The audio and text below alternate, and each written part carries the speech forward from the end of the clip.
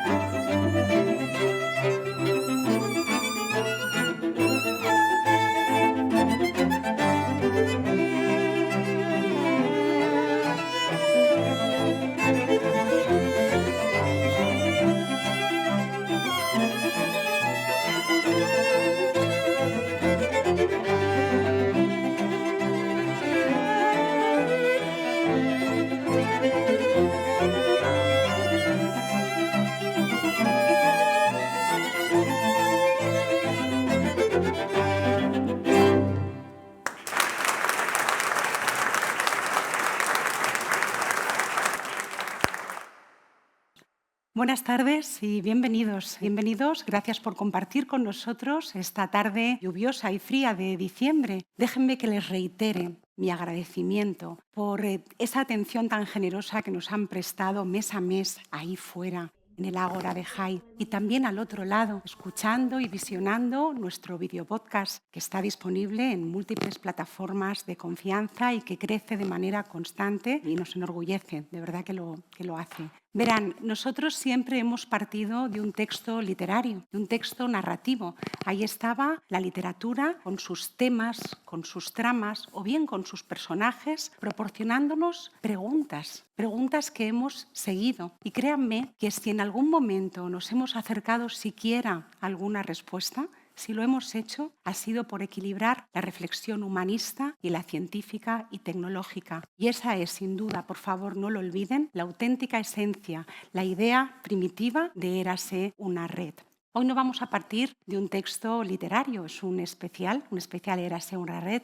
Si bien la literatura, cómo no, va a estar muy presente, lo estará después en nuestras pantallas, en las recomendaciones literarias que nos han traído para ustedes nuestros invitados. Hoy, verán, hemos querido poner la mirada en estos 25 años, primeros 25 años del siglo XXI, que nos han dejado sin duda certezas, muchas, pero también dudas e inquietudes.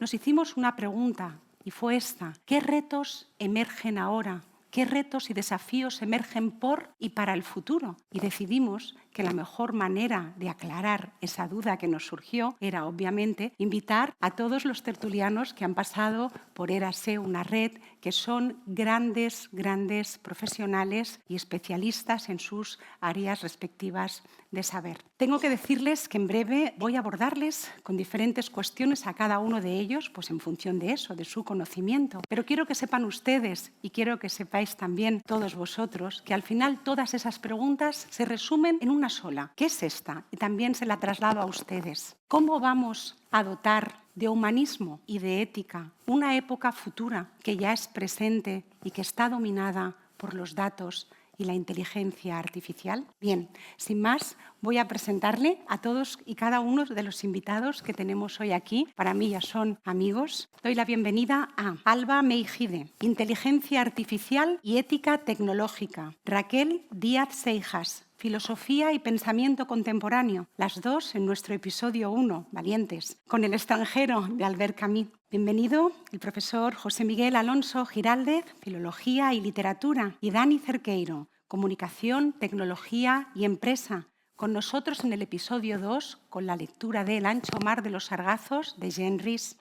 Ricardo Fandiño Pascual, Psicología Clínica, Investigación, Intervención y Prevención en Salud Mental. Y Pilar Paz, Derecho, Abogacía y Mediación, los dos en nuestro episodio 3 con los reyes de la casa de la autora francesa Delphine de Vigan. Armand Hernández, Física y Ciencias de la Tierra, Cambio Ambiental y Paleoclimatología. Estuvo junto al, hoy imposible que nos acompañara por motivos estrictamente profesionales, junto al ingeniero Emiliano Varelli, director de Sostenibilidad de Hijos de Rivera. Los dos en el episodio 4 con un viejo que leía novelas de amor de Luis Sepúlveda. Juan San Juan, Empresa, Tecnología y Comunicación. Estuvo también acompañado del profesor José María Paz Gago, Semiótica y Teoría Literaria. Los dos, bueno, Juan estuvo como holograma. Está hoy por primera vez aquí de forma presencial, estoy recordando. Los dos conmigo en el episodio 5 con La Vuelta al Mundo en 80 días de Julio Verne. Pablo Medina, Periodismo y conflictos armados, políticos y sociales, con Pep Páramos, Fotografía y memoria visual, los dos en el fantástico episodio número 6, La chica de la Leica de Helena Janicek. Tomás Ruiz Buján, Matemáticas, Docencia y Educación. Estuvo acompañado por el neurólogo, el doctor Diego Santos, que nos manda un abrazo, en el episodio 7 con la fórmula preferida del profesor de Yoko Ogawa. Y por último, hace unos días, muchos la tenéis aquí muy presente, nuestra querida Sonia Rayos, Arquitectura, Espacio Urbano, Diseño y Sostenibilidad. Estuvo acompañada por el arquitecto y profesor, el doctor Miguel Abelleira Doldán. Y leímos, además, partimos del libro de la autora Nido para aves de paso. Bienvenidos. Ahora sí. Bueno, todos y cada uno de ellos han sido los auténticos, son los verdaderos posibilitadores, los que hacen posible y real Érase una red. Y pese a que ahora me voy a sentar ahí y voy a conversar con ellos, saben que les voy a hacer una única pregunta común, una primera pregunta común, para la que les voy a pedir una única palabra, por favor, una sola, que nos ayude a tender una red. ¿Qué palabra define para vosotros estos 25 años del siglo XXI? Alba. Reinvención. Raquel. Trampantocracia. José Miguel. Incertidumbre. Dani. Fragmentación. Ricardo. Liminar. Pilar. Aceleración. Armand. Aceleración también. Juan. Mejora. Pablo. Salvajismo. Pep. Infatuación. Tomás. Incertidumbre. Incertidumbre. Sonia. Umbral. Umbral. Bueno, pues ahí están las palabras que para nuestros invitados definen estos 25 años, tejiendo esa red. Ahora sí, vamos a dividir esta conversación en 4 grandes bloques. A este primer bloque lo hemos llamado política, ética, derecho y medios, porque son conceptos que se han transformado profundamente en una era de redes globales y en torno a ellos también se ha transformado nuestra ciudadanía. Alba Meijide, empiezo contigo. Es la más joven de todos nosotros, pero créanme que todos los demás estamos a años luz de ella en tanto a su conocimiento en inteligencia artificial. No coincido ahí. ¿Qué nos ha revelado, Alba, la IA sobre los límites, pero también sobre las posibilidades de la inteligencia humana? Pues, a ver, es una pregunta compleja, pero creo que es una tecnología que viene a poner a prueba, dicho muy planamente, lo vago que podemos llegar a ser o lo vago que puede llegar a ser nuestro cerebro y cuánto estamos dispuestos a delegar, ya no solo en la IA, sino en cualquier herramienta que nos permita una menor carga. Y no hablo solo de trabajar, hablo de las relaciones con otras personas, hablo de pues todo lo que hacemos en nuestro día a día. Al final creo que pone a prueba dónde cada uno de nosotros, porque creo que es una decisión individual, queremos poner ese límite. Igual hay personas que ponen ese límite y delegan pues tareas más cognitivas en herramientas de IA, o hay otras personas que dibujan sus líneas y dicen pues yo quiero seguir trabajando el pensamiento crítico, yo quiero seguir trabajando la forma en la que yo redacto. Entonces creo que más que los límites, no sé si la mente humana tiene límites, igual aquí tú me puedes echar un cable porque yo de eso no entiendo, pero sí que es verdad que una de las partes importantes cuando hablamos mucho solo de la tecnología, cuando hablamos de IA, y lo que es importante también no, lo que es importante son las personas, gestionar el cambio, acompañarlas, enseñarles y que sean capaces de tomar esas decisiones. Es como cuando hablamos de inteligencia artificial y ética. Yo no creo que llegue un punto en el que todos estemos de acuerdo en lo que nos parece aceptable o no con respecto a la IA, pero yo creo que ese ejercicio de reflexión, de sentarme yo a pensar dónde está mi línea roja, dónde están mis límites, yo que estoy dispuesto a aceptar, que hay veces que nos imponen ciertas cosas, pero que estoy dispuesto a considerar ético, pues creo que es un ejercicio personal que cada uno tiene que hacer. Entonces, más que los límites, creo que ha llegado para poner a prueba cuánto estamos dispuestos a delegar en la IA y cuánto estamos dispuestos a perder de nuestras capacidades más cognitivas, diría yo. Pero tengo otra pregunta para ti, y es ¿cómo vamos a poder garantizar que los modelos de IA no repliquen desigualdades estructurales, sino que contribuyan a reducirlas? Vale, aquí voy a ser muy clara y ¿sabes lo peor? A ver. Que es fácil. O sea, no es fácil, se puede hacer si nos ponemos, pero creo que no interesa todo lo que debería. ¿Por qué digo esto? Porque si tú cuando construyes un sistema de IA, me da igual un sistema con el que tú hablas a través de mensajes, me da igual un sistema que te llama por teléfono para asistirte con un proceso, para preguntarte cómo estás, se crea lo que son los conjuntos de datos, que son lo que el sistema aprende. Si yo en el conjunto de datos le meto 100 documentos donde pone que el cielo es rosa y yo le pregunto de qué color es el cielo, me va a decir el cielo es rosa. Es decir, va a replicar lo que hay en esos conjuntos de datos. ¿Qué pasa? Que esos datos, creo, en mi opinión, no se están creando con los perfiles, teniendo en cuenta la opinión de los perfiles adecuados. Creo que hace falta gente que sepa de historia, gente que sepa de psicología, gente con conocimientos de cómo está la sociedad, qué brechas puede haber, qué brechas se pueden aumentar aún más con la inteligencia artificial. Yo, por ejemplo, vengo de formación técnica. Yo ni sé ni pretendo saber de esos temas porque ojalá pudiera saberlo todo en esta vida, pero no puedo. Pero creo que si esos equipos se formaran de una forma más interdisciplinar, creo que podríamos llegar a tener sistemas bastante equitativos. ¿Qué pasa? Que 2025, todos tenemos mucha prisa, todas las empresas quieren subirse al carro de la IA. Entonces, claro, es coger todo Internet, copiar y pegar, se lo meto todo al modelo y que replique los sesgos que replique, pero yo tengo un modelo que funciona. Entonces, pues bueno, yo creo que también, a ver, en ese ámbito también igual tenemos suerte, voy a decir, porque vivimos en una zona del mundo donde ciertas aplicaciones van a estar prohibidas, otras aplicaciones van a tener regulaciones muy intensas para, pues, por ejemplo, un asistente conversacional para temas de psicología mismamente, pues va a tener que pasar una serie de procedimientos muy estrictos con la Unión Europea, cómo ha sido entrenado. Tenemos aquí al lado la Agencia Estatal de Supervisión de la IA. Entonces, bueno, creo que va a haber ciertos mecanismos que van a garantizar que en esta parte del mundo pues vamos a tener ciertas garantías de seguridad. En el resto del mundo no se está teniendo esto en cuenta. Entonces creo que vamos un poco dispares en algo intrínseco de cada una de las personas que habitan en este mundo. Entonces, ¿tiene solución? Sí. ¿Se está implementando? Por desgracia, para mi opinión, no todo lo que se debería. Gracias, Salva. Después volveré a ti. Pilar Paz, ¿cuál ha sido el mayor desafío jurídico que han planteado las redes sociales y cómo se está enfrentando el derecho a los dilemas éticos y digitales del siglo XXI y, sobre todo, a los nuevos poderes tecnológicos? Bueno, las redes sociales, desde luego, han cambiado la forma, han revolucionado por completo la forma que tenemos de relacionarnos, de interactuar.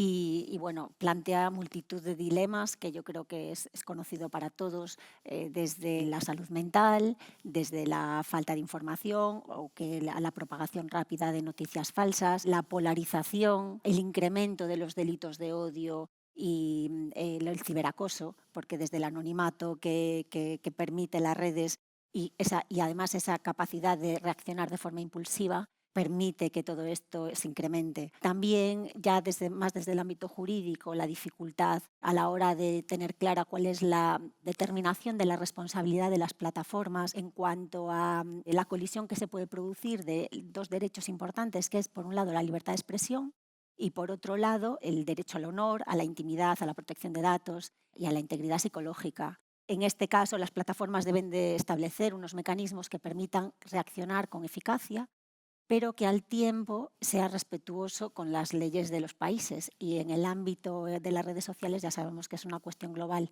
con lo cual se dificulta más. Pero desde mi punto de vista, el mayor peligro que tienen las redes sociales desde el ámbito jurídico es la protección de la privacidad. La privacidad intrínsecamente está ligada a la persona, a su autonomía, a su libertad, a la dignidad, y además entronca directamente con estructuras sociales y democráticas, de manera que si se pone en peligro la privacidad, estamos poniendo en peligro nuestra sociedad y además, bueno, y la democracia en muchos casos, o sea, las formas de organización políticas que pueden tener los distintos países. Además de esta cuestión, ¿por qué choca? Porque las redes sociales, su funcionamiento, su operativa, funciona con el análisis de datos masivos, lo discriminan y a la aplicación de algoritmos llegan a conclusiones.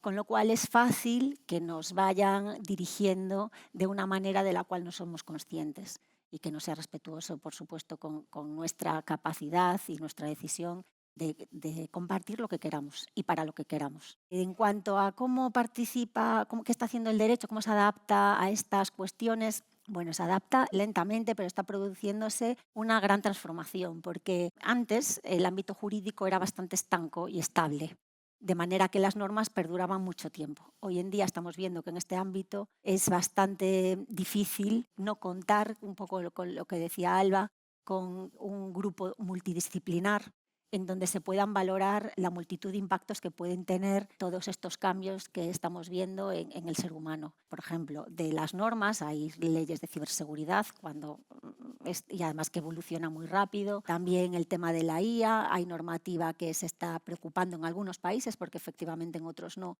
está preocupándose de regular esta cuestión. También cómo regular las plataformas, el contenido de generación de documentos, cómo se producen las obligaciones en venta online en determinados países y a qué públicos, a los menores sí, a los menores no. La verdad es que en ese campo hay bastante novedad y nos vamos adaptando poco a poco. También en cuanto a los conceptos jurídicos, por ejemplo, en materia de propiedad, la criptomoneda, antes eso no existía, ahora hay que integrarlo como un activo más, o incluso los algoritmos, que pueden ser muy valiosos a la hora de establecer ciertos negocios. También, por ejemplo, el contrato inteligente, que está ligado a la tecnología blockchain. En fin, todas estas cuestiones son nuevas que vamos a tener que ir adaptándonos. Lo que yo creo que está muy claro es que tiene que haber una coordinación internacional y una intervención multidisciplinar con una importancia relevante de todas las cuestiones filosóficas, tecnológicas, ámbito salud también, por el impacto que puede conllevar y bueno, a cambiar un poco la forma que hemos vivido hasta ahora. Gracias, Pilar. Interesantísimo lo que nos cuentas. Voy con Raquel Díaz Seijas. Raquel, desde la filosofía, ¿cómo afecta a la construcción del yo, de la identidad, esa exposición constante a la mirada ajena, al juicio social que circula en las redes? ¿Y qué significado va a tener actuar éticamente en un tiempo donde la responsabilidad individual queda diluida entre sistemas de algoritmos, entre plataformas y entre decisiones colectivas? Uy, pregunta larga. A ver, entronca mucho con lo que ha comentado Pilar y lo que ha comentado Alba. Si no te importa, miro al público porque no quiero darle la espalda a Alba, si no, no te veo. A ver, límites, algoritmos, la mirada del otro. Bueno, para empezar, si estamos más preocupados por la mirada del otro que por la propia, empezamos mal en cuestiones de responsabilidad, en cuestiones de autonomía, en cuestiones de autoestima. Y eso nos pasa porque confundimos la norma social en la que prima lo que dice el grupo, la mirada del grupo sobre lo que dice el individuo, con la normativa ética que prima la autonomía del individuo, lo que dice el individuo, siempre, por supuesto, respetando a terceros. Entonces, deberíamos vivir en un mundo donde la mirada fuera recíproca, equitativa, desde la dignidad, y no que esa creación del yo por la que me preguntas fuese una mirada unidireccional que depende de lo que el otro me impone o que yo dependo de la mirada del otro, sino que fuera algo sostenible desde el diálogo racional, la justicia, la igualdad, etcétera, etcétera. Y esto es importante porque en un estado influencer, en el que el Estado sabe que en épocas de crisis tenemos tendencia a seguir al profeta de turno, a la heteronomía de turno que se tercie, a esa mirada del otro que se nos impone, pues nos es muy fácil acabar siendo marionetas de esa mirada, ¿no? Y el algoritmo en ese sentido se puede convertir en un arma letal, porque entonces se convierte en el uso del poder en vez de ser un instrumento que tiene una función de un beneficio social. Dicho esto, el algoritmo, como decía Alba, culparlo de inmoral no tiene sentido. Es como decir que un ordenador tiene la culpa de un mal libro, ¿no? No tiene ningún sentido. O sea, los algoritmos los hacemos los individuos. Bueno, en este sentido, volvemos a equivocar la mirada de la responsabilidad. Confundimos el culpable con el responsable, confundimos el solucionar las cosas de raíz con las tiritas y los parches que les ponemos, el maquillaje cortoplacista. Y los maquillajes ya sabemos que duran muy, muy poco, no nos llevan a ninguna solución. Bueno, pues estos maquillajes muchas veces justifican subvenciones cortoplacistas y justifican estados bien pensantes donde la mirada del otro sigue estando sobre la mía en vez de justificar democracias igualitarias de bienestar, donde la mirada es recíproca, dialogante, etcétera, etcétera, etcétera. Entonces, estamos yendo hacia la equivocación, hacia que prime la norma social que provoca la memecracia, y la memecracia lo que provoca es hiatocracia. Y más o menos es un poco eso.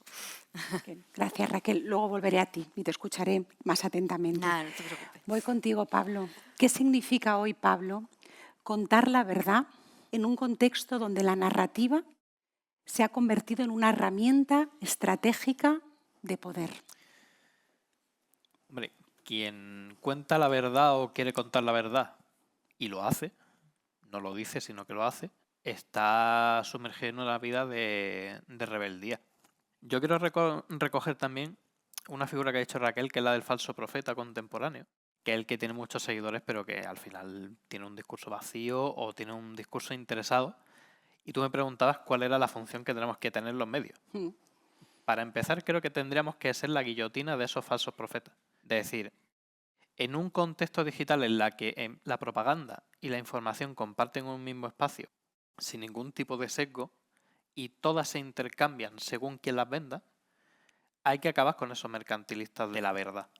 Porque en el fondo los medios antes tenían que ser unos garantistas de que lo que iba impreso en un periódico, lo que se escuchaba en una radio, lo que se veía en una televisión era verdad. Y con el paso del tiempo, una vez ya metido en esa digitalización, la confianza se ha perdido absolutamente por parte del ciudadano en los medios de comunicación. O sea, solo hay que coger el Digital News Report, ver el índice de confianza ciudadano en los medios de comunicación desde que se registró hasta ahora, y os divertirá muchísimo ver una cifra cayendo cuesta abajo y sin freno y sin viso de parar. ¿Cuál es el problema? Ni los medios han hecho un ejercicio de autocrítica para decir, tenemos que adaptarnos bien a este ecosistema digital en el que estamos compitiendo, no ya con otras marcas, sino con la gente que denosta nuestro trabajo y que está enfrentado directamente a la verdad, propagandistas, voceros que ahora también se han hecho muy famosos, y tienen que hacer un ejercicio serio de decir, hay dos caminos, o la supervivencia para una muerte lenta, o el puñetazo encima de la mesa de esto se acabó, tenemos ya una batalla seria contra la mentira y la propaganda. Sobre todo en un contexto en el que a nivel internacional ya estamos viendo que la libertad digital en Europa tenemos la suerte de tenerla. Pero, por ejemplo, Rusia hace unos días avisó que todo su espacio de Internet lo va a controlar el Estado. China es prácticamente lo mismo. Cualquier dispositivo móvil tiene un índice de control de datos y pasan por un filtro de tú conceder datos personales brutal. No solo eso, sino que además muchos poderes políticos e ideológicos se han hecho con sus cabecillas y con sus propagandistas para, digamos, amplificar su mensaje y tener ahí una batalla en nuestro espacio. Eso es peligroso para el ciudadano, porque no va a estar en el mundo real. O sea, de la misma forma que antes hablamos que esos falsos profetas contagiaban al intelecto de una imagen del mundo que está hueca, Estos corren el riesgo de dar una imagen que es falsa. Lo que pasa es que ahí hay vida en juego, hay economía en juego, hay seguridad en juego, hambre en juego y hay valores humanos directamente que están muy en juego. Por eso me daba miedo preguntarle. No te voy a dejar así tan fácilmente, porque me gusta el miedo que me produces. Pero bueno, ¿Y cuál va a ser realmente el papel futuro? Hablamos de desafíos que vais a tener los periodistas, los medios, en la construcción de confianza de nosotros, los ciudadanos, que estamos saturados de noticias, saturados de discursos y que nos encontramos altamente polarizados. Bueno, a ver, yo creo que el papel que va a desempeñar el medio de comunicación va a ser distinto que el que tenga que desempeñar el periodista. Primero porque el medio de comunicación tiene que pensarse como estructura, tiene que pensarse como vehículo y el periodista tiene que pensarse como punta de lanza. Recuperar los códigos deontológicos de la profesión va a ser esencial para los periodistas. O sea, es una cosa que yo me he encontrado con gente de distintas formaciones que acaban en el mundo del periodismo y yo nunca he sido capaz de entender por qué se han perdido los códigos deontológicos o por qué no se los han enseñado. Es decir, si una verdad es verdad o un hecho es un hecho, tiene que contarse. Y el periodista no puede estar sujeto a pretender no ofender sensibilidades o causar alguna preocupación política con lo que cuente. O sea, el periodista tiene que estar dispuesto a incendiar el mundo con lo que cuenta. Porque la verdad es irrefutable y el mundo es el que es. El mundo, por desgracia, es un sitio muy desagradable. Lo que pasa es, o sea, viviendo en Europa es un poco más difícil de ver porque estamos acostumbrados a tener las persianas de casa bajadas. Pero basta con abrir la ventana para ver que el mundo está ardiendo. Tenemos unas crisis gigantescas en el norte de África que no nos quedan muy lejos. En el otro extremo del Mediterráneo, una guerra civil que está a punto de cumplirse un año que se ha finalizado, más los otros 2 años de guerra de Gaza. En el este de Ucrania también tantos años. Golpes de estado de la generación Z en el sudeste asiático. La situación en el Caribe es un poco delicada. Quiero decir, es que, o sea, el mundo no es un escenario en el que se pueda brincar y bailar siempre entre flores. Entonces, eso la gente tiene que entenderlo también. Cuando nosotros contamos historias que resultan desagradables, porque el mundo es así.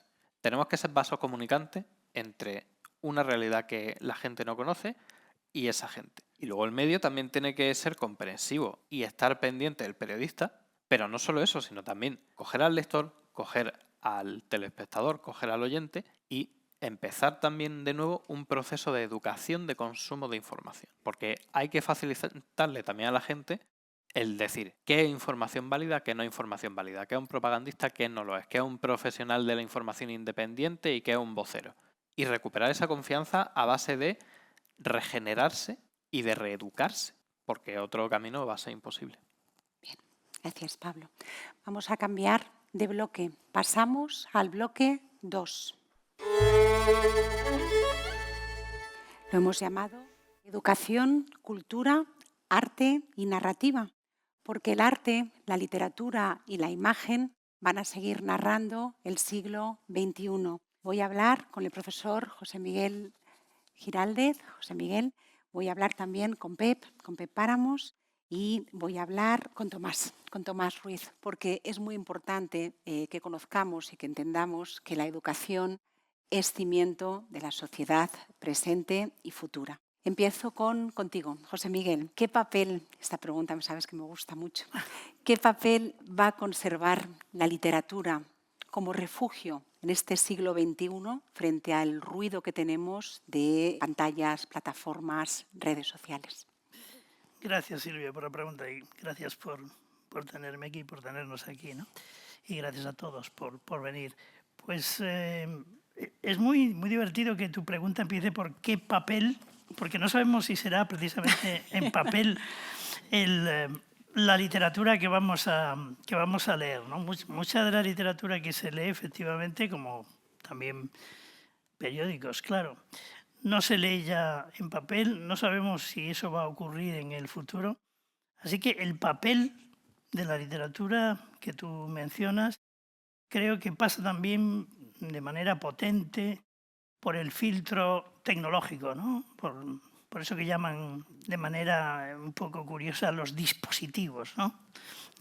Tenga usted cuidado con sus dispositivos. Entonces, es curioso que efectivamente hay la literatura, como todas las artes, evidentemente, pero la literatura que tradicionalmente se ha apoyado en un objeto más que milenario, ¿no?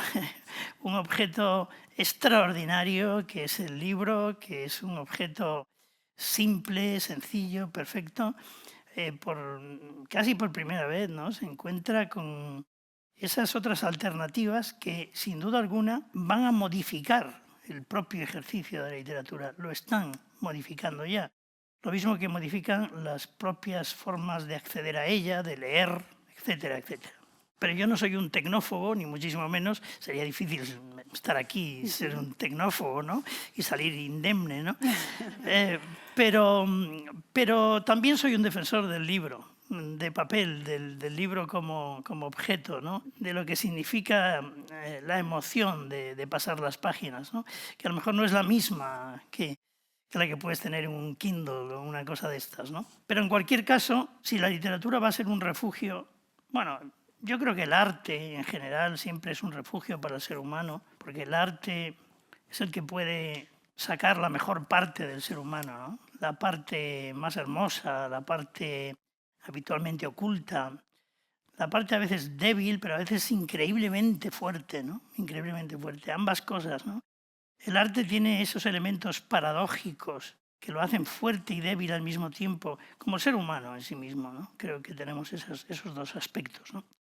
La literatura, desde luego, que es un gran refugio. Es un refugio personal, es un refugio también colectivo, ¿no? Hoy en día tenemos estas famosas, como son silent reading parties, que lo hice en inglés porque queda más, donde la gente se reúne a leer en silencio. A mí esto me está empezando a gustar mucho, ¿no? Es un fenómeno muy, muy actual. El otro día lo hicieron en los tejados de Santiago, ¿no? De la Catedral de Santiago, ¿no? Con el peligro que conlleva, ¿no? Porque si te dejas llevar por la emoción de la narración puedes precipitarte y tal, ¿no? Pero no, parece que todo el mundo salió bien del experimento y veo que cada vez hay más cosas de estas, ¿no? O sea, necesitamos leer en silencio, pero a la vez necesitamos como hacer comunidad de la literatura, comunidad de la lectura. Por eso hay clubes de lectura cada vez más también, ¿no? Clubes de lectura, algunos extraordinarios, a los que acuden a veces los escritores que cada vez tienen más conexión con los lectores, no solo por las redes, ¿no? Que también, ¿no? Sino yendo personalmente a los sitios, etcétera, etcétera. Claro, es un gran refugio, tal vez sea no solo refugio, sino trinchera, ¿no? Trinchera es un término militar y entonces no me gusta mucho, pero es un término que implica también defensa y ataque, en este caso en el buen sentido, ¿no? La literatura es defensa, pero también es ataque, ¿no? Tiene que ser un poco ambas cosas. En fin, no me quiero extender, Silvia, pero la verdad es que creo que lo necesitamos mucho justo en ese momento. Yo creo que vivimos un momento de gran desnudez, de gran intemperie. Creo que la palabra que debería haber elegido es intemperie, ¿no? Que es además el título de una magnífica novela, por cierto. Intemperie debería haber sido la palabra. Creo que a pesar de todo, vivimos otra vez en la intemperie, como hace millones de años. Estamos otra vez en la intemperie. Después de la pandemia, parece que los índices de lectura se dispararon durante y después de la pandemia. Porque estábamos más solos, porque teníamos más miedo, porque los libros no contagian, ¿no? No solo arden mal, como dice Manolo Rivas, sino que no contagian, ¿verdad? No son contagiosos, salvo yo creo que de cosas buenas, ¿no? Y después de la pandemia se dispararon los índices de lectura. Hay una tendencia general, yo creo, a creer que hay menos lectores, que se leen menos. Se dice mucho de los jóvenes, se dice, no, los jóvenes no leen nada, los jóvenes están todo el día con la pantalla. Bueno, algo de cierto hay, mucho de cierto hay. Yo he tenido hijos que ya no son adolescentes ahora, pero que de alguno hizo mucha pantalla, digamos. Pero también tengo, por ejemplo, una hija que se educó de la misma manera y, sin embargo, lee muchísimo, ¿no? Yo creo que hay jóvenes que leen muchísimo. Y no mis alumnos en la universidad que son de literatura y se supone que tienen que leer, y no siempre lo hacen, pero yo creo que muchos jóvenes leen. Hay una potencia tremenda de algunas formas de literatura. Precisamente la fantasía, ¿no? La fantasía y el romance están con mucha fuerza ahora, como un sustituto a lo mejor de la realidad, ¿no? Déjame que incida en eso, porque me gusta que comentes esto. ¿Qué crees, qué nuevas narrativas crees que van a surgir en el futuro? ¿Distopías? ¿Relatos híbridos? ¿Qué nos viene? Bueno, uno no es muy adivino. Es difícil saberlo porque vivimos un tiempo, y ahora sí, la palabra incertidumbre, ¿no? Que también la ha utilizado un compañero. Sí, yo creo que vivimos tiempos, iba a decir lo del proverbio chino, pero en fin, tiempos interesantes, ¿no? Y por tanto tiempos de incertidumbre, ¿no? Y fíjate, siempre uso esa cita que la conoce todo el mundo también, es una cita súper trillada, ¿no? La de Antonio Gramsci, ¿no? Que dice que cuando un tiempo no ha terminado y otro todavía no empieza, surgen los monstruos, ¿no? Yo creo que están surgiendo muchos monstruos en nuestro mundo actual, monstruos en el mundo de la política, líderes en algunos lugares del mundo ciertamente monstruosos. Había traído el libro este de George Orwell, 1984, que es el libro obvio para este tiempo, ¿no? Aunque se escribiera, no en 1964, sino mucho antes, y en los 50. Y realmente hay una frase ahí de las que aparecía en las pantallas que veían todos los ciudadanos, ¿no? Que era: la ignorancia es tu libertad, o algo así, ¿no? La ignorancia es tu libertad. Creo que hay liderazgos que definen exactamente eso mucho tiempo después. Pero tu pregunta, ¿surgen los monstruos, como decía Antonio Gramsci? Surgen los monstruos, pero también pueden surgir los monstruos buenos, ¿no? Es decir, los monstruos literarios, por ejemplo, los monstruos que descubran una nueva tendencia, una nueva forma de contar. Vivimos un momento en el que todo está muy mezclado. El arte literario se mezcla con el cine, con la televisión, con las series. Ahí tenemos escritores que incluso escriben guiones de series antes que sus propios libros, como hacía George Martin con Juego de Tronos, ¿no? Que el tío iba escribiendo, como ya no le daba tiempo, y las series suelen ser productivas económicamente, ya escribía antes los guiones de las series que las novelas, ¿no? Entonces hay ese momento, sí, de gran hibridación, ¿no? Que puede ser interesante. Ahora bien, llevamos 25 años... por eso estamos aquí, ¿no? De literatura, por ejemplo, de este siglo, ¿no? Si me preguntas si yo encuentro algo realmente distinto, nuevo, en estos 25 años, claro que yo lo diga tampoco tiene mucha importancia, pero sinceramente creo que no. Creo que no. Así como veo, antes he mencionado, cómo la fantasía y todo esto empieza a crecer entre los jóvenes y los adolescentes de manera exponencial. Sin embargo, creo que no hay tendencias estéticas, literarias demasiado potentes actualmente. Tú has mencionado, por ejemplo, la distopía. Esto es una distopía. Sí, total. También. Y es de hace mucho, Sí. ¿no? Es decir, todo el mundo dice, sí, claro, el cuento de la criada, tal, inmediatamente, ¿no? Sí, las distopías tienen que ver con tiempos de incertidumbre, y como este. Tiempos de confusión, de niebla, ¿no?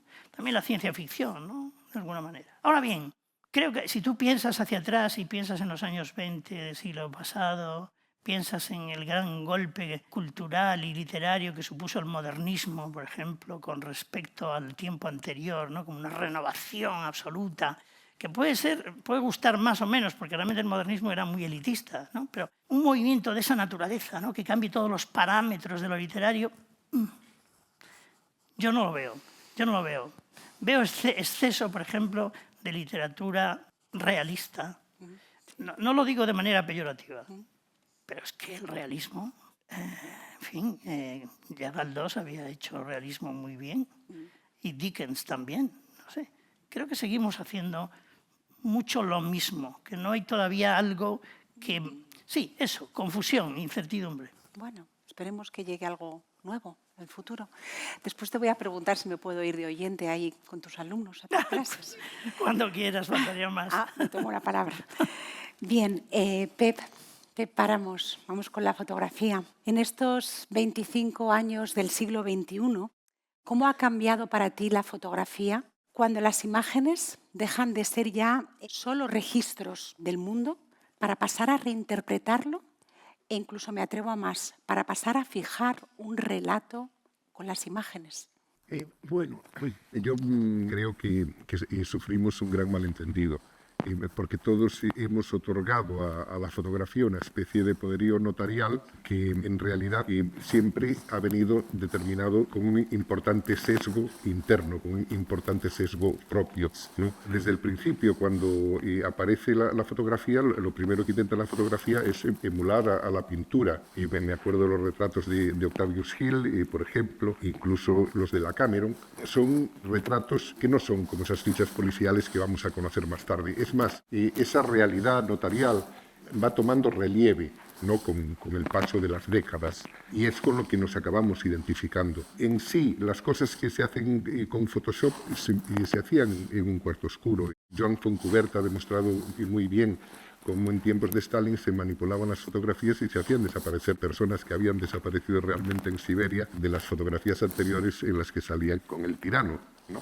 Y entonces, en ese sentido, yo creo que no es muy innovativo, ¿no? lo que ha pasado. Lo único innovativo es que ha llegado a los hogares. Y ahora todos podemos comprar ese programa, suscribirnos a él, hacer un par de talleres, aprender a manejarlo, y de pronto pues salimos con más guapos, con menos arrugas. Ahora eso ya no es un toque de flu, como se decía antes, más esbeltos. Y te quiero preguntar, Pep, esta infoxicación, este exceso de imágenes que tenemos hoy en día, ¿crees que ha hecho mejorar nuestra capacidad de ver? ¿Nos ha hecho más sensibles? ¿O al contrario, tener tantas imágenes hace que dejemos de ver lo esencial? Bueno, esto no es algo que esté ocurriendo desde ahora. Y me acuerdo cuando era crío y como es para muchos críos hoy en día, que de pronto se ven liberados en su casa delante de ese maravilloso aparato llamado televisión, y ahí absorben un montón de registros estéticos y fotográficos, puramente fotográficos, ¿no? Trabajando con jóvenes fotógrafos, a mí me ha sorprendido ver que de pronto presentan un proyecto fotográfico donde están trabajando con una colorimetría que es propia de los carteles de los años 50. Les hago la pregunta, ¿cuándo has estado tú viendo eso? Y no son conscientes de haberlo hecho. Esto ha sido a través del consumo de imágenes, ¿no? Es más, en los años 60, cuando se escribe este libro estupendo, La cámara lúcida, de Roland Barthes, o también me recordarás la autora quien escribe, que es la fotografía Sontag. Susan Sontag. Sí, no estaba equivocado. Y lo primero que reconocen es que la fotografía es un registro indiciario, es decir, llegas, capturas un reflejo, es como llegar a echar un molde de cera sobre el rostro de un difunto y te llevas esto, ¿no? Y solo que aquí no te llevas cera, que te llevas pues una imagen. En ese momento ellos otorgan un rango semiótico muy bajo a la fotografía. Hablan de que las fotografías son meros signos. Pero a lo largo de las décadas, el proceso de simbolización, ese proceso de aprendizaje pasivo, simplemente consumiendo imágenes, lo ha transformado. En el momento actual lo que ocurre ya otra cosa muy diferente. De hecho, hay muchos comentaristas que se escandalizan por la avalancha de las imágenes. Yo no creo que haya que escandalizarse de nada, ¿no? Y todas esas posiciones de escándalo, de gran pánico, me parecen sumamente desaconsejables. Son eso que veníamos hablando aquí hace un rato, son la confusión, ¿no? Lo que sí sucede es que un nuevo periférico electrónico ha irrumpido en nuestras vidas con unas funciones sobredimensionadas, que es el teléfono, que ya no es más teléfono. Lo que peor haces con un teléfono móvil a día de hoy es telefonear. Es una experiencia casi horrible comparado con lo que era hace solo 15 años, ¿no? Y esto es como una especie de manía. De hecho, yo me siento un poquito no sé si vosotros, imagino que también, en una situación de ciencia ficción, porque vas en el autobús y de pronto no es ya que la gente converse entre sí, ya no vamos a desear esas grandes cosas. Lo que ocurre es que cada quien está aislado con el móvil. La gente cruza semáforos en rojo mirando el móvil. La gente va conduciendo con el móvil al lado y topetean con el coche de delante. Esto es una cosa que las compañías de seguros lo constatan muy rápidamente, ¿no? Yo creo que tenemos un problema con la utilización de este aparato que es absolutamente genial, ¿no? Si nosotros hemos venido aquí y para soñar, es curioso que la mayor parte del rato estamos soñando con los negocios. Y esto forma parte del sueño de los negocios. Hay un señor que nos ayuda a soñar con los móviles. Bueno, hay un señor, hay toda una clase social, ¿no? que le ha venido muy bien el móvil para instigar pues, todas estas cosas que nos suceden a través del móvil. Y nos enfadamos por diálogos que no son reales, con personas que no conocemos, que viven a kilómetros de nosotros y que la mayor parte de ellos, además, son tan irreales que les podríamos considerar meros bots. Creo que este es el problema, no la proliferación de imágenes que como dije en su día, la fotografía no es un todo, la fotografía no es un género. No, porque nos enfrentamos a la fotografía como si la fotografía fuera un género. Y podríamos hablar en arte de un género que fuera el óleo. No es así. El óleo solo es una técnica. Y esto es lo mismo que ocurre con la fotografía. Entonces la fotografía tiene un montonazo de utilidades, ¿no? Lo que es terrible es esa obsesión con el móvil, las redes sociales, la inteligencia artificial y esa precipitación de símbolos. Yo ya no diría imágenes, ya no diría fotografías, yo hablaría de símbolos. Gracias, Pep. Tomás, no sé si aquí tenemos familias con hijos estudiando en el instituto. ¿Cómo se puede educar el pensamiento crítico de una generación que está totalmente sobreestimulada en una corriente de mensajes, de imágenes y de estímulos digitales? ¿Cómo se fomenta desde la educación, desde la docencia, el pensamiento crítico? Yo creo, estamos hablando del futuro, y yo creo que en este aspecto hay que volver al pasado. Y al pasado me refiero en las aulas, me refiero a volver a meter humanidades, filosofía, reflexión. Estos chavales con los que yo trabajo ahora, que tienen 14, 15, 16 años, si no nos metemos en ese terreno, después, ¿cómo los educamos ante lo crítico, estoy viendo algo que es verdad o algo que es falso? Políticamente se está invirtiendo mucho dinero en tecnología, y nos estamos olvidando a lo mejor de la parte más importante. A un chaval de 14 años no se nos ocurre darle una escopeta porque suponemos que ya la sabe manejar y no se le va a ocurrir pegar tiros a un compañero. Bueno, pues a lo mejor la tecnología es mucho más peligrosa que esa escopeta y de hecho lo estamos viviendo todos los días.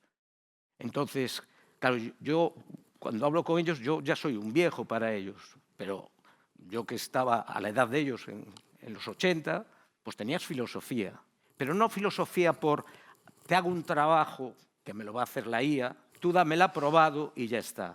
Yo la filosofía que estudié en tercero BUP, al final yo no recuerdo haber estudiado mucha teoría, pero sí dedicar muchas horas a pensar, a que el profesor te pusiese en una contradicción. Eso yo creo que hay que volver. Y los chavales es que son muy inteligentes, pero están oxidados porque no se les da oportunidad a pensar. Cuando hay un alumno que piensa, es un bicho raro. Y de hecho los demás lo miran.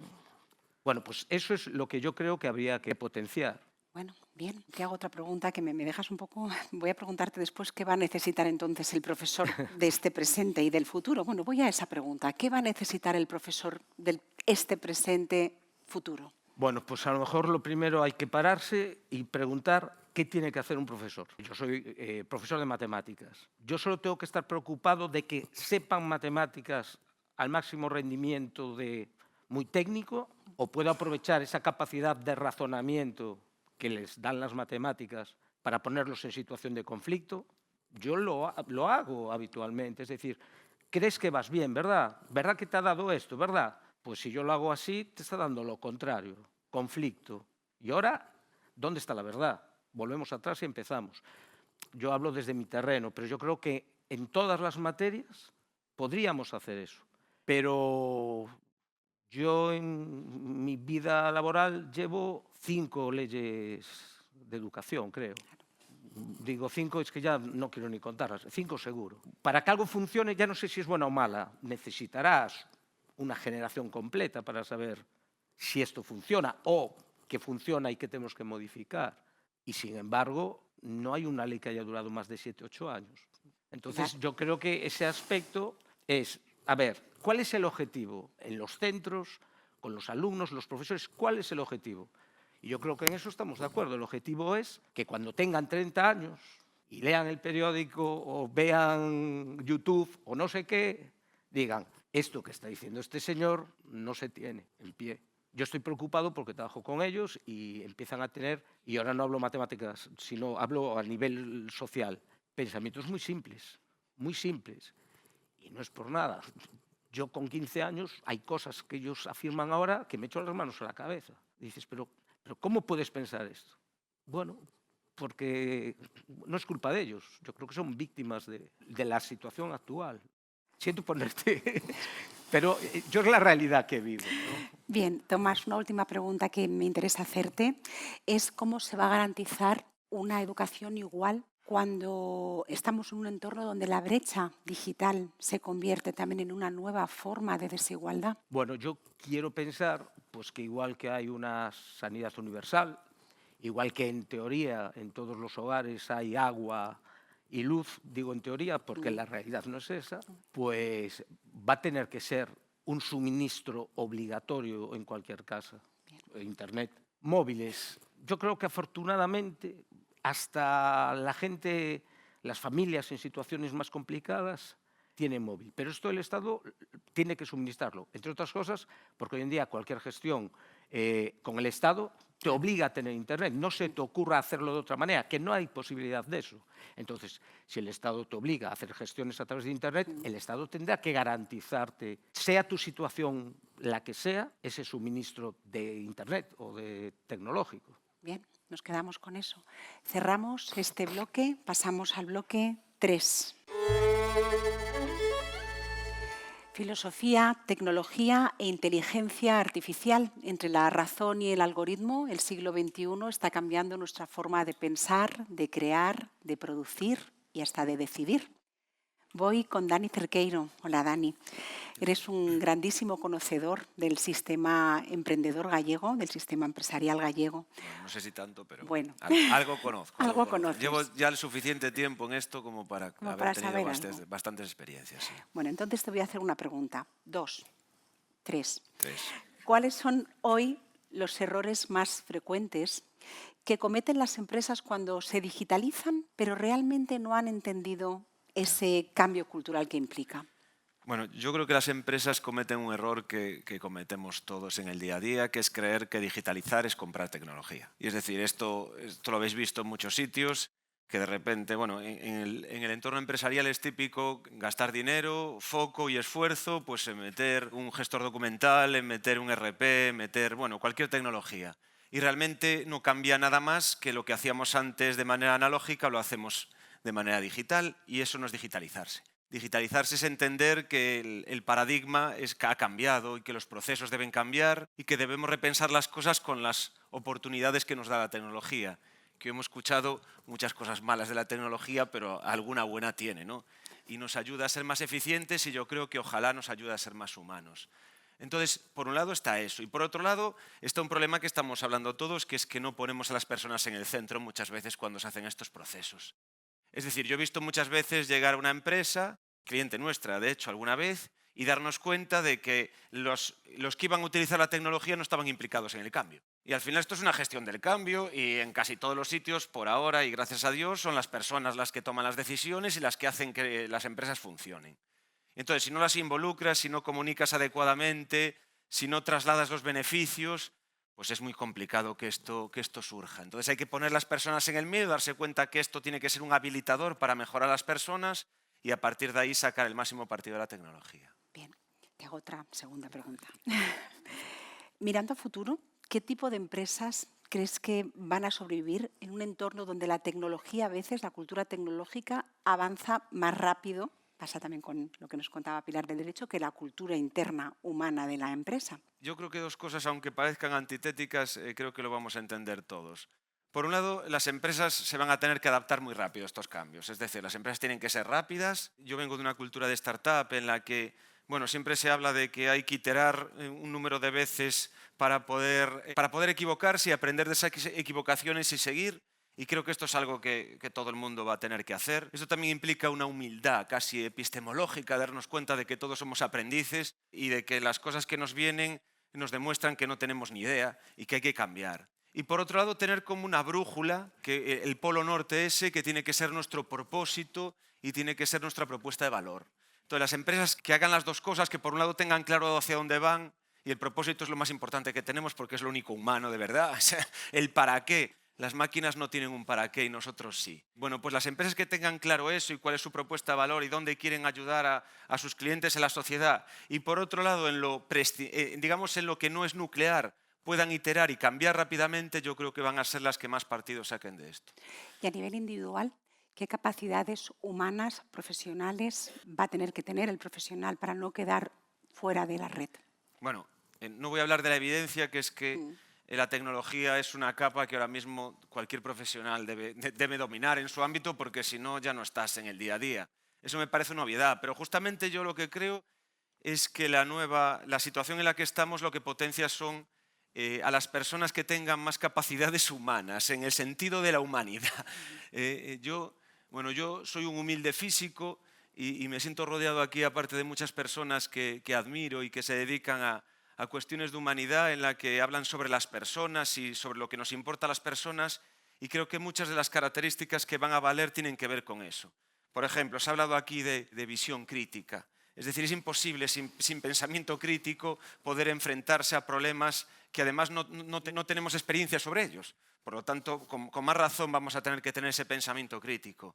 Vamos a tener que tener una gestión emocional, los profesionales tienen que tener una gestión emocional cada vez mejor, sobre todo cuanto más líder seas y el entorno cada vez con más incertidumbre que te encuentres alrededor. Vamos a tener que tener una capacidad de colaboración y de comunicación muy amplia, porque al final, y también lo hemos hablado aquí, las cosas que tienen sentido van a ser proyectos interdisciplinares con personas diferentes, de culturas diferentes, que nos vamos a tener que encontrar para llegar a algo importante. Y lo final, lo más importante, que ya lo hemos mencionado y yo también lo he atisbado, para mí lo más importante es un criterio ético y un propósito.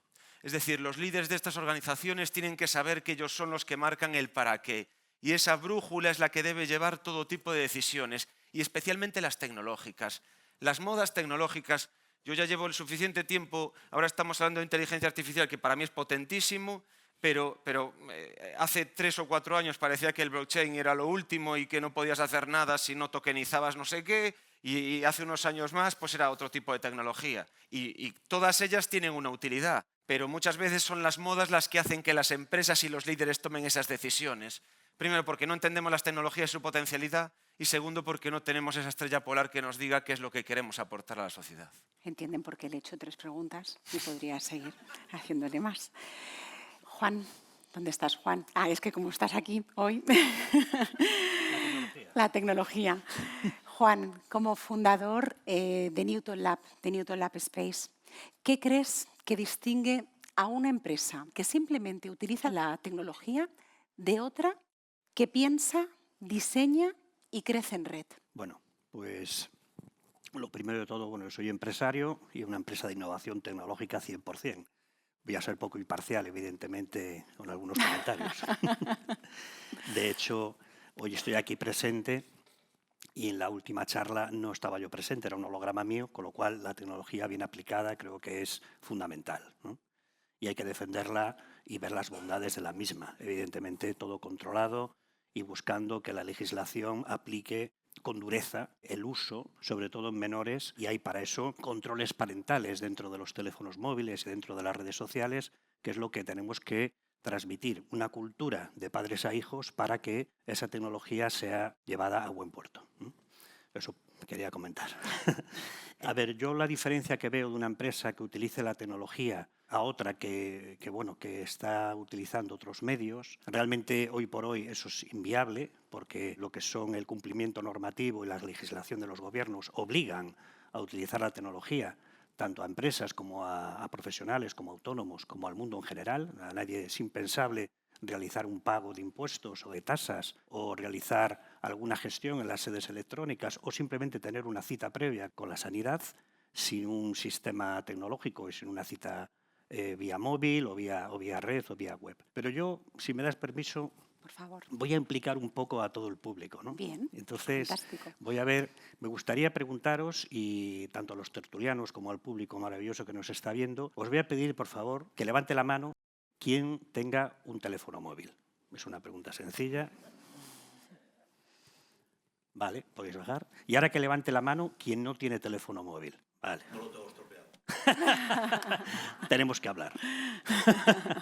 Vale, a ver, creo que al final las empresas están obligadas porque en lo que es el público en general, las personas, los clientes, los mercados cambian, cada día van cambiando. Entonces, los nuevos canales de comercialización, de compra, de pago y de cualquier consulta obligan a los usuarios, que son los clientes potenciales de las empresas, a que las empresas tengan cada vez la tecnología como un sistema dentro de su ADN, porque los datos, que al final es lo más importante, lo que hay que hacer es tratarlos para mejorar los procesos y al final la toma de decisiones, que es lo más importante, lo que hay que hacer es aplicar la tecnología de una manera consensuada, con las normativas, etcétera, etcétera. Pero lo que está claro es que hoy por hoy no se concibe una compañía ni ninguna empresa que no aplique la tecnología. Y si hay alguna, desde luego, no creo yo que pueda sobrevivir. Y en estos 25 años, como empresario, ¿qué nos puedes decir? ¿Cómo nos puedes decir que se sostiene un proyecto empresarial tecnológico que tanto depende, fíjate, ya lo sabes tú, del talento, pero también de la financiación y también de la confianza? Bien, lo más importante para mí sería aquí la confianza, ¿vale? La confianza de uno mismo, evidentemente, de levantarse todos los días con la ilusión de siempre, y ser empresario puede ser relativamente sencillo si tienes algo de financiación, pero ser un buen líder y demostrar día a día a los compañeros y a los trabajadores que la empresa es cosa de todos, eso es lo más importante. Entonces, la confianza en uno mismo y en, evidentemente, los que te rodean. El talento es fundamental y hoy por hoy es cada vez más complicado retener a un buen talento y más en empresas tecnológicas, porque evidentemente hoy por hoy es una industria y una revolución industrial tecnológica tremenda y lo que nos espera en los próximos años. Y terminando por la financiación, pues bueno, a ver, es muy complicado hoy por hoy para un emprendedor buscar una financiación, pero no imposible. Hay varios mecanismos, tanto el gobierno, mediante sistemas de startups que les ayudan a arrancar, como evidentemente las entidades financieras que también te permiten, pues oye, empezar con un negocio. Pero lo más importante es la ilusión. Bien, con eso nos quedamos con eso. Alba y Raquel, os voy a pedir brevedad, pero quiero preguntaros algo a las dos antes de pasar al último bloque. Alba, tengo mucha curiosidad. ¿Qué aspecto de nuestra vida cotidiana crees que va a transformar profundamente la IA? Es que todo.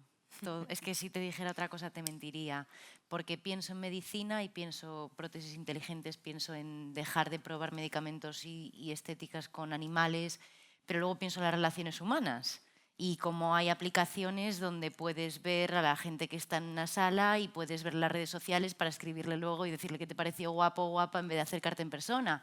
Y luego pienso en cómo trabajamos, o sea, es que te mentiría si te dijera uno en concreto. Yo creo que lo va a cambiar todo, igual que lo cambió el móvil, igual que lo cambió el internet, igual que lo cambió, pues, no sé, la imprenta, pero es que creo que es una revolución tal, y no lo digo porque sea mi campo, pero bueno, es que creo que al final está permeando todo de tal manera que también muchas veces llamamos IA lo que no es porque marketing, pero aún así, creo que lo va a cambiar todo. ¿Estamos preparados para convivir como sociedad con tecnologías que saben más de nuestros hábitos que nosotros mismos? La pregunta es si estamos preparados para convivir entre nosotros teniendo esas tecnologías. Porque muchas veces, claro, es que al final hay un chiringuito montado con esto de la IA porque es yo desarrollo lo que quiera, porque luego la gente le va a echar la culpa al sistema de IA, que no dejan de ser matemáticas más complejas, más simples. Entonces, como demonizamos o alabamos la tecnología y no quién hace el uso de esa tecnología o quién la desarrolla, yo creo que la pregunta es si estamos dispuestos a convivir teniendo eso entre nosotros, teniendo esa capa entre nosotros. El caso, por ejemplo, de los peores que se han escuchado, pues el tema de compañeros que desnudan a niñas de su clase usando inteligencia artificial y ves comentarios de que prohíban la IA, que prohíban no sé qué, pero ¿no será más heavy o más fuerte que un chaval de 14, 15 años está haciendo esas cosas que el medio que utiliza? Me da igual. Si yo soy una de esas niñas, yo digo, es que me da igual el Photoshop, me da igual que lo ha hecho a mano, me da igual la IA. El problema es que se ha hecho. Y eso pasa con todo. Las redes sociales, parece que ahora también cualquier cosa que lleve IA es malo. Esto pasó, por ejemplo, salió ayer el resumen de Spotify, que a mí me mola mogollón y que te dice, pues has escuchado tantos minutos de esto, has escuchado tantos minutos de lo otro. Pon abajo en pequeñito, powered by AI. Y la gente ya terrible y digo yo, pero es que no va a haber una persona analizando cuántos minutos he escuchado yo a Freddie Mercury. Me explico. Entonces creo que al final, si dejamos de enfocar nuestros sentimientos a la tecnología, creo que podremos llegar al punto donde nos plantearemos esa pregunta. Pero para mí la pregunta es si estamos dispuestos a convivir entre nosotros teniendo esta herramienta, para bien o para mal, entre las manos y en nuestros teléfonos para cualquiera. Gracias, Alba. Raquel, la filosofía tan necesaria que nos decía Tomás y que para el común a veces puede ser como muy arcaica, muy antigua, y sin embargo, ¿qué importancia va a tener la filosofía en el terreno, en el campo de la IA? Pues toda. Podría dar una respuesta bonita. La filosofía es el amor a la sabiduría. Gracias a ese amor, pues creamos redes como Érase una red. Gracias a las redes creamos la IA. Esa es una postura bonita. Pero yo soy abogado del diablo. Intentaré ser breve, pero quiero recoger un poco pues, lo que comentaba Alba, lo que comentaba Tomás, y me planteo que a velocidades supersónicas el espejo retrovisor no funciona. No nos vale de nada en un Concorde un espejo retrovisor, qué curioso. Y sin embargo, lo que estamos preocupados es de la curva siguiente y la curva siguiente y la curva siguiente y no estrellarnos y llegar a una meta que no sabemos ni cómo llegamos, ni cómo hicimos el viaje, ni ver en la ventanilla. Hemos perdido un proceso, hemos perdido la reflexión, hemos perdido la memoria de ese asunto. Comentaban aquí cómo se haría una empresa y yo me engancho a lo que dice Alba. La empresa se hace, y a lo que comentabas, la empresa se hace con personas. Y las personas, no los seres humanos en sentido biológico, tenemos dos partes, el ser biológico y el ser biográfico. Y somos los que hacemos las empresas. Las empresas tienen un ser biológico y un ser biográfico. El ser biológico, el nuestro, no nos podemos adaptar al medio como los animales, adaptamos el medio a nosotros para sobrevivir y necesitamos ser sociales. De ahí pasamos entonces a crear el Homo Faber, la cultura, la historia, el arte, la tecnología, la ética. Nos convertimos en seres biográficos. Las empresas previas a los 60 eran empresas biológicas, voraces, cortoplacistas, que solo miraban a los accionistas. El comer rápido para ganar dinero rápido, o sea, el consumismo, ¿no? el pensar solo en el accionista. Las empresas posteriores a los 70, 60, 70, 80, son empresas que tienen un carácter biográfico, es decir, que se dan cuenta de que necesitan de los otros, de los stakeholders, de todos los grupos de interés de las empresas para sobrevivir y generar confianza a lo largo del tiempo. Entonces, en ese sentido, la empresa, la tecnología, quien la marca son los individuos. Sin individuos éticos, sin individuos responsables, sin individuos que miran desde su autonomía y no se dejan vencer por la mirada del otro, respetando siempre a terceros, no vamos a tener empresas, sean tecnológicas o analógicas o como les dé la gana, serias ni con futuro. Entonces el futuro está ahí en la filosofía, en la crítica. Lo comenté en otra charla, los chinos, y con esto acabo, los chinos dibujan la palabra crisis con dos ideogramas. El primero es de derruir. Derruimos aquello que queremos criticar, que está mal. Pero el segundo ideograma es el de construir un mundo mejor. Entonces, no somos críticos si nos dedicamos a hacer la descripción sin la prescripción. Necesitamos construir un mundo mejor. Y eso depende de las personas y de la filosofía. Gracias, Raquel. Gracias. Vamos a pasar ya a nuestro último bloque, bloque 4. La Tierra y el hombre, espacios que habitamos, salud del planeta y salud mental. No puede existir el bienestar individual, tampoco el bienestar colectivo, si nuestro planeta se enferma. Y también los espacios que habitamos y cómo los habitamos dicen mucho de cómo estamos a nivel emocional como sociedad. Converso con Armand Hernández, con Ricardo Fandiño y con Sonia Rayos. Armand, voy contigo. Ante el cambio climático actual, ¿qué lecciones nos da el pasado de la Tierra sobre la fragilidad de los sistemas naturales? Pues todo. nos da información de todo, ¿no? Y estamos hablando del futuro, pero el pasado nos sirve para entender el presente y el futuro, ¿no? Yo en mi investigación se basa en eso, en estudiar lo que ha pasado en el pasado, ¿no? Los cambios climáticos que hubo en el pasado y cómo los ecosistemas pues, se han podido adaptar a ello y qué hace diferente este cambio climático actual, ¿no? Por eso mi palabra era aceleración, ¿no? Sobre todo es la velocidad a la que se está produciendo, ¿no? Y entonces tenemos experiencias del pasado que nos dicen que ha habido cambios climáticos a lo largo de toda la historia de la Tierra, pero la particularidad de este es la velocidad a la que se produce, ¿no? Entonces eso nos enseña que en el pasado pues, las cosas que son más lentas, más progresivas, pues ayudan a adaptarse, ¿no? a los sistemas o a los ecosistemas en este caso. Si las cosas se producen a una velocidad mucho más rápida, pues es más difícil. ¿Y qué ecosistemas, procesos naturales consideras que han sido más vulnerables en este primer cuarto del siglo XXI? Pues, si tengo que decir, diría básicamente las regiones polares, ¿no? Yo creo que las regiones polares son las regiones del planeta que más están sufriendo el cambio climático. Hay lo que se llama la amplificación del Ártico, por ejemplo, que es que el calentamiento global está yendo 4 veces más rápido en el Ártico o en el Polo Norte que en el resto del planeta. Por lo tanto, esas zonas son las que están sufriendo más el cambio climático actual. ¿Y tenemos alguna zona que esté realmente en un punto de no retorno? Bien, pues estas zonas, ¿no? Hablar de punto de no retorno, que lo sepamos ya es difícil, ¿no? Pero sí que hay zonas donde se está alcanzando puntos donde se cree, ¿no? La investigación dice que se cree que se puede haber alcanzado un punto de no retorno y esos son pues, la criosfera, ¿no? Sobre todo las zonas de hielo, las zonas polares, el permafrost también, ¿no? Ahí es donde quizá hemos alcanzado algún punto de no retorno. Te voy a hacer una pregunta y quiero que me la contestes porque tú eres catalán como yo. No me la contestes a la gallega. Venga, vamos a ver. Atrévete a proyectarnos un escenario climático posible para el 2050. Bueno, tendré que contestar, ¿no? Sí. A nivel global, pues va a hacer más calor, eso es sin duda, ¿no? Cuando hablamos a nivel global, vamos a tener una Tierra más caliente de la que tenemos ahora. ¿Cuánto más caliente? Pues dependerá un poco de nosotros, ¿no?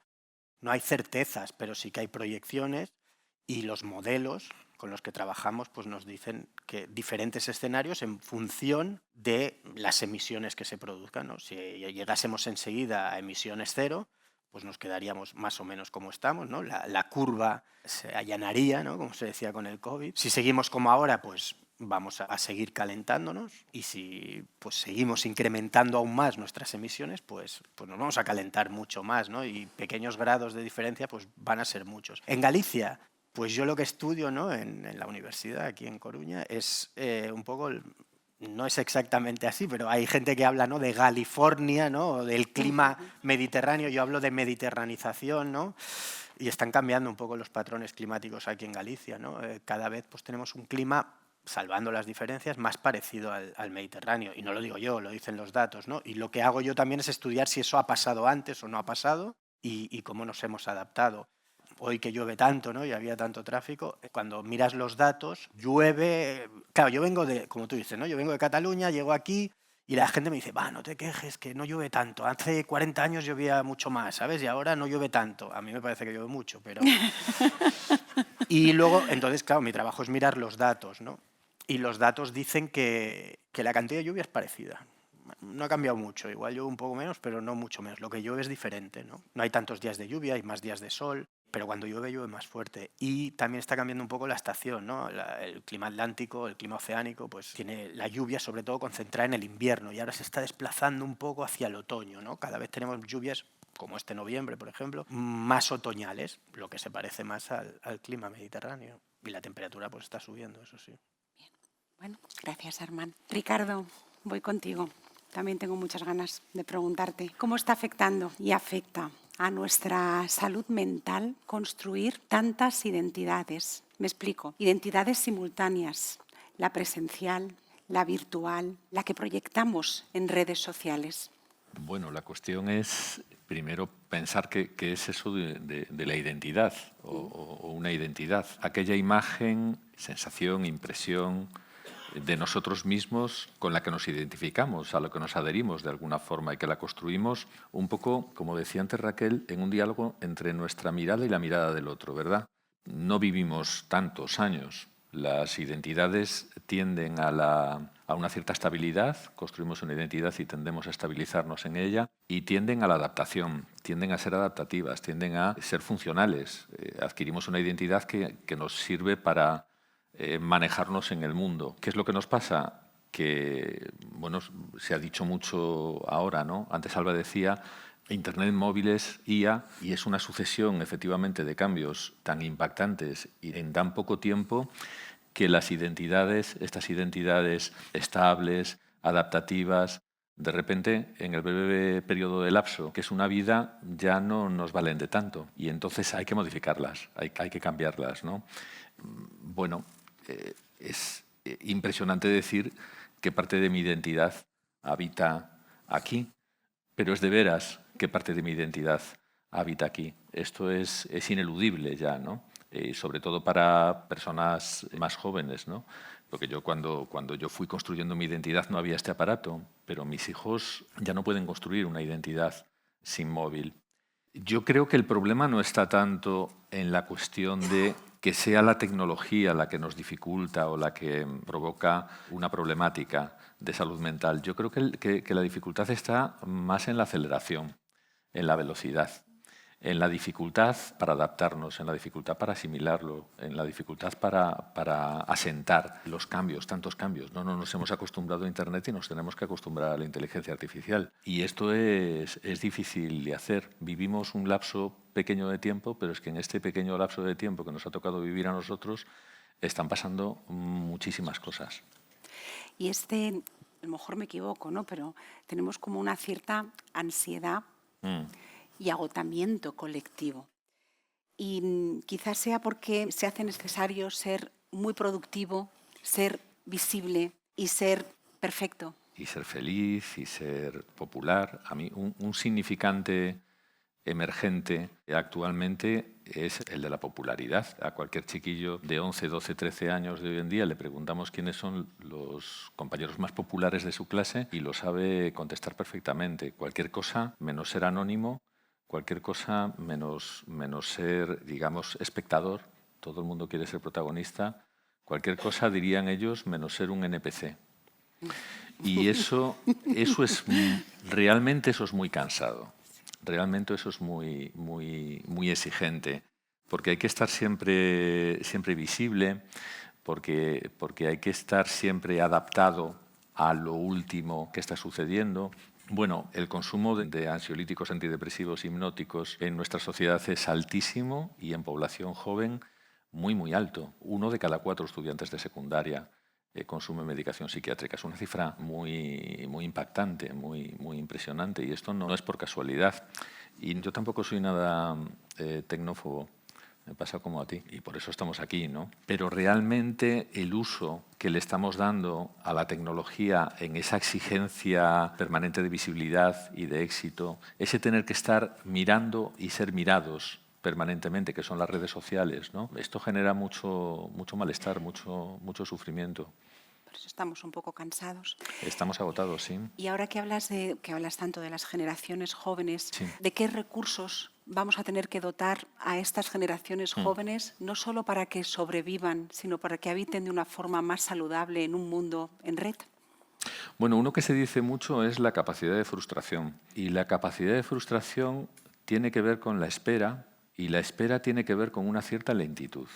A mí me parece que esta propuesta de leer papel y en silencio, ¿verdad? Y compartido, además.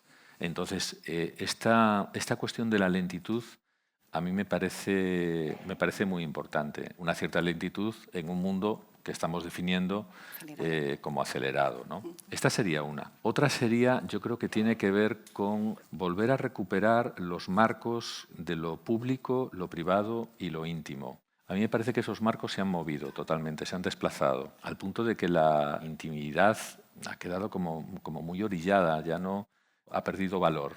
Entonces, recuperar la idea de intimidad, la necesidad de una intimidad fuera del espacio público y que esa intimidad realmente sea algo valioso en nuestras vidas, me parece muy importante. Y la tercera se ha repetido ya mucho, la capacidad crítica que decías, ¿verdad? Bueno, es que esto va a ser fundamental, que los jóvenes desarrollen la capacidad de pensar por sí mismos, ¿no? Ahí también las limitaciones. Me gustaba mucho cuando hablabas de cuánto de nuestra identidad íbamos a decidir ceder, ¿no?, cognitivamente a la inteligencia artificial. Es decir, no podemos ceder la capacidad crítica a la inteligencia artificial. Esto sería un error mayúsculo, ¿no? Entonces, creo que esto también es un valor que tenemos que cuidar de manera especial. Bien, gracias, Ricardo. Cerramos contigo, Sonia, cerramos contigo. En estos 25 años, y tengo que decir que esto lo he aprendido leyendo tu libro, Nido para aves de paso, hemos pasado de una arquitectura icónica que parecía buscar deslumbrar a otra arquitectura más sostenible que parece buscar cuidar. ¿Qué hemos ganado y qué hemos perdido en ese tránsito? Pues es cierto que hemos pasado de una arquitectura que quería imponerse, ¿no?, y dejar su huella, y ahora, antes un compañero decía, es que la ignorancia es mi libertad, ¿no? La ignorancia es muy atrevida. Claro, durante todo este tiempo hemos utilizado la arquitectura, o se ha utilizado la arquitectura como un bastión, ¿no?, como algo que permitía que las generaciones dejaran como su imposta, ¿no?, ese elemento que es tan significativo de cara a otros territorios, a otros países. ¿Qué hemos perdido? Porque claro, estamos yendo a otro lugar en el que somos mucho más conscientes, no hay una mayor responsabilidad social en cuanto a esa implantación, ¿no?, en el territorio, por todo lo que supone, ¿no?, que habéis comentado antes. Claro, quizá hemos perdido esa ingenuidad formal con la que se construían muchos edificios o se proyectaban muchos edificios que a veces eran viables, a veces no eran viables, y hemos visto, ¿no?, mucho déficit de uso en esos grandes proyectos, ¿no? Pero creo que hemos ganado, y creo que también se ha hablado en otros ámbitos, creo que estamos volviendo atrás en el sentido de que esa conciencia nos hace utilizar los medios que tenemos de manera más responsable y por ello aprovechar mejor los recursos, ¿no? Hoy en día se habla de la circularidad, que tiene que ver con el reaprovechamiento de los materiales que se utilizan en la construcción, de la gestión de residuos, de cómo la arquitectura tiene que dialogar con el entorno y tiene que ser un poco nido, ¿no?, que es esa arquitectura que coge lo que tiene más a mano, ¿no?, y sin tratar de que sea una belleza impostada, ¿no? Entonces, bueno, creo que vamos tendiendo a esto, a volver a utilizar materiales nobles, que sabemos que la madera envejece, pero envejece bonito. De hecho, hay un gran problema con los nuevos edificios de hormigón armado, por ejemplo, porque no se sabe muy bien cómo mantener, cómo conservar y cómo recuperar el hormigón armado visto, materiales más tecnológicos, ¿no?, como el aluminio, el alucobón y todos esos materiales nuevos que son muy interesantes y que permiten también una mejor logística y menos desechos, ¿no?, a nivel de materiales, pero que a ver cómo se recupera luego un aluminio, ¿no?, una placa de aluminio que está dañada. Entonces, bueno, la madera sabemos que envejece bien, envejece bonito y la podemos recuperar. Y lo mismo sucede con las piedras, con los materiales nobles. Qué bien. Eso me lleva a mi última pregunta, y es, ¿se va a encontrar entonces un equilibrio entre belleza y funcionalidad y eficiencia y responsabilidad medioambiental? Es que creo que no está reñido, creo que no hay una oposición entre belleza y sostenibilidad, eficiencia. Creo que las cosas bien hechas son bellas. El otro día, de hecho, en el podcast, ¿no?, Miguel decía, una planta que funciona bien es bella. Y es así, ¿no? Cuando se puede explicar bien, cuando se puede explicar fácil, si yo te enseño el proyecto de tu casa y te lo puedo explicar bien, es que está bien resuelto, ¿no? Y si está bien resuelto, hay una belleza que no es una belleza impostada, es una belleza que trasciende, ¿no?, que va más allá y que es universal. Entonces, bueno, creo que no está reñido. Bien. Bueno, pues creo que hemos dado hoy una visión bastante general, y antes de abrir paso a las preguntas, que el público las tiene, que espero que tengan tantas, a mí me habéis dejado un montón de preguntas, pero bueno, sí que voy a volver a haceros una pregunta colectiva. La primera pregunta que os hice antes me dejó impactada. A ver esta. Y mi pregunta es, en los próximos 25 años, ¿cómo os gustaría o creéis que va a ser la red? Alba. Global. Raquel. Dilemática. José Miguel. Multicultural, creo que dije. Bien. Dani. Humana. Humana. Ricardo. Ética. Ética. Pilar. Confiable. Confiable. Armán. Sostenible. Sostenible. Juan. Disruptiva. Disruptiva. Pablo. Deshumanizada. deshumanizada. Pep. Retroalimentación, un vector de retroalimentación. Retroalimentación. Tomás. Humanitaria. Humanitaria. ¿Y Sonia? Habitable. Habitable. Por favor, un grandísimo aplauso.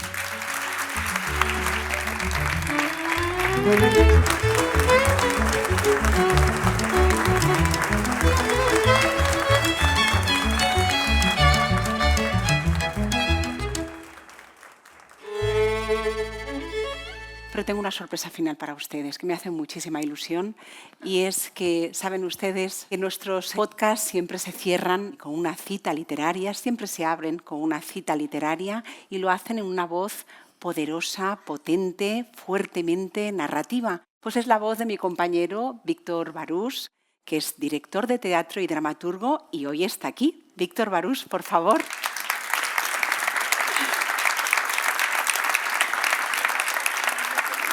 Sí, solo decir una cosa. Dejo a Víctor con vosotros porque va a cerrar con una cita maravillosa de José Saramago. Antes de nada, bueno, primero, yo no tengo el micro que va a los baffles, y entonces no, a lo mejor tengo que levantar, por eso me pongo aquí, perdonar que os dé la espalda. Por cierto, tú tienes una voz estupenda para la radio. Y os voy a poner nada más, es una cita pequeña, perdóname, Silvia, lo que es una persona que dirige un programa y que te dice, mira, a mí me gustaría que lo leyeras de esta manera, pero te da la libertad. Pero hay otros que no te dan libertad. Y yo he hecho muchísimas, ¿no? He hecho voz para Odisea, para Canal Geographic, para todo eso. Y había directores que, no, hay que hacerlo así. Pues os voy a poner dos ejemplos con esta cita de Saramago. Por ejemplo, el que viene y te dice, Víctor, tiene que ser fuerte, tiene que ser dictatorial. Bueno, somos la memoria que tenemos y la responsabilidad que asumimos. Sin memoria no existimos. Y sin responsabilidad, quizá no merezcamos existir. Este es el que dice dictatorial. Pero ahora viene José Saramago y dice, somos la memoria que tenemos y la responsabilidad que asumimos. Sin memoria no existimos y sin responsabilidad quizá no merezcamos existir. Muchas gracias.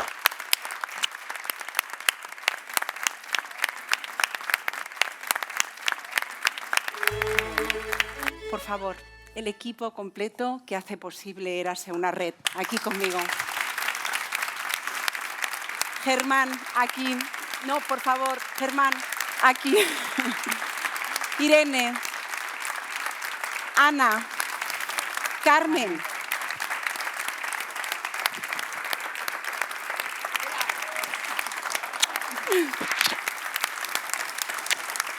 Benita.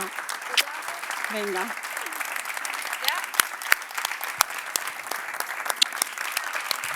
Ya está. Besito. Muchas gracias. Bueno, muchas gracias a todos. Gracias.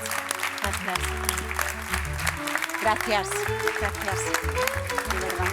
Muchísimas gracias.